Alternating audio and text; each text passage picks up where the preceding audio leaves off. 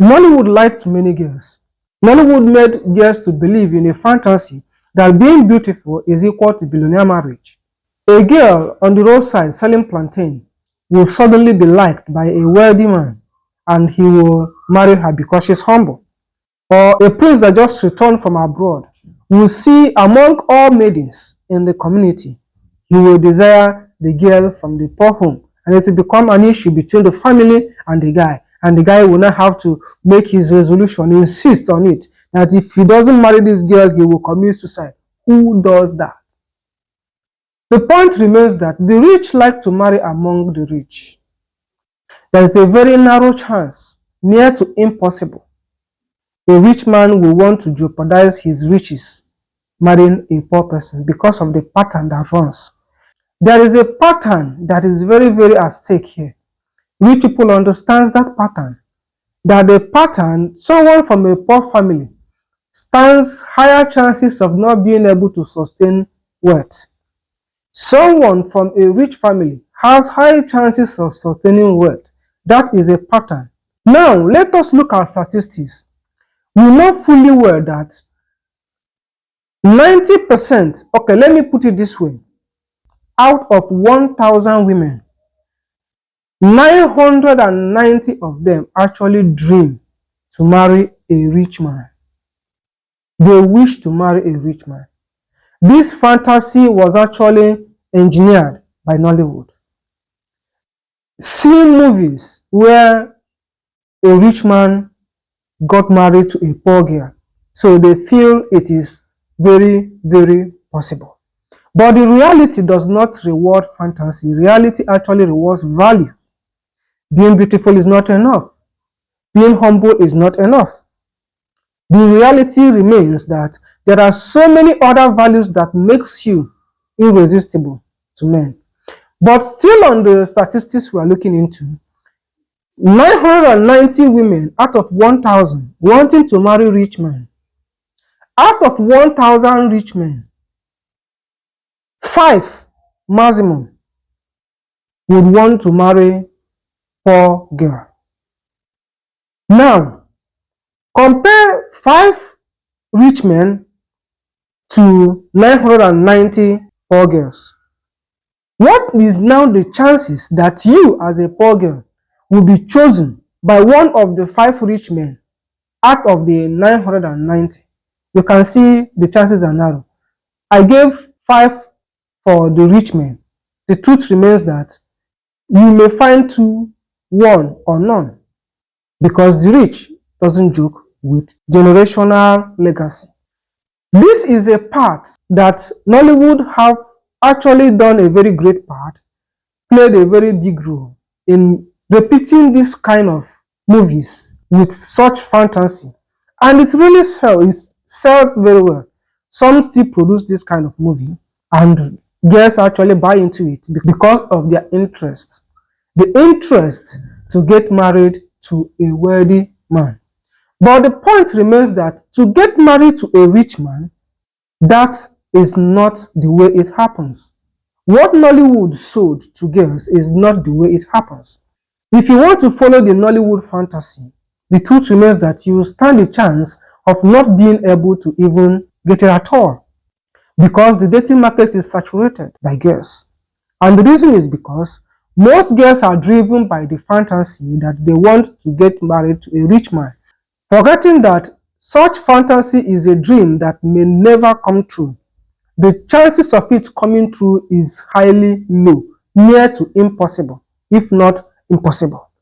Now, this ideology that is already sitting in women has made it possible that men have been stretched. Men no longer marry early because of the women fantasy sold to them by Nollywood. In those days, men marry early. The reality is what stares in front of you. You only see the family, the level they are. You know your own family. You can compare. You can see the reality. You can see what is available, what is obtainable. Then you settle with that.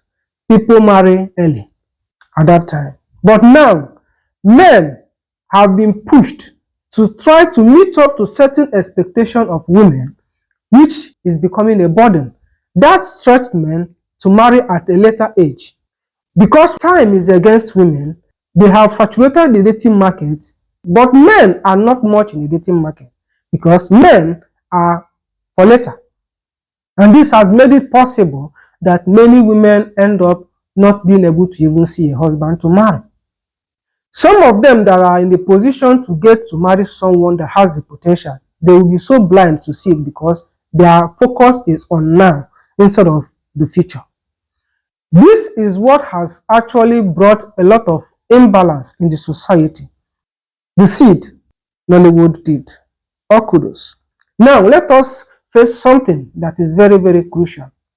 For a lady to be able to get married to a rich man, there is one part that I find very interesting, and I see that it is really more possible than following the Nollywood fantasy. So how to get married to a rich man is very simple.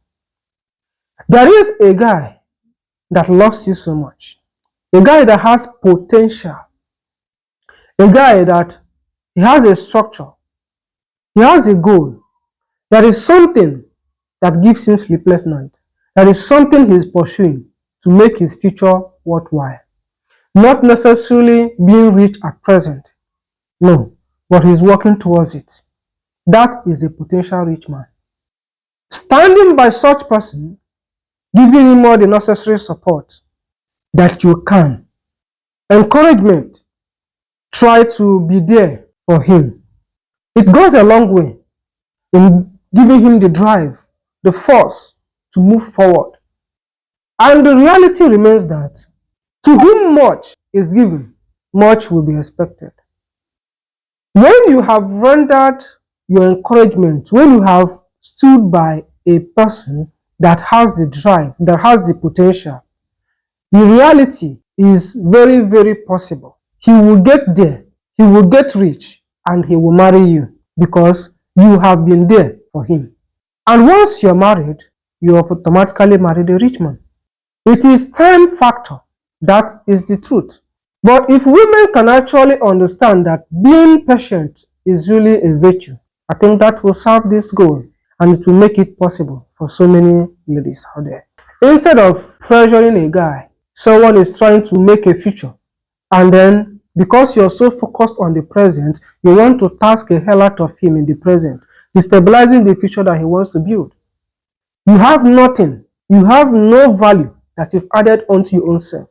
Even when you're supporting a guy that has the potential to be rich, you have to also work on your own self.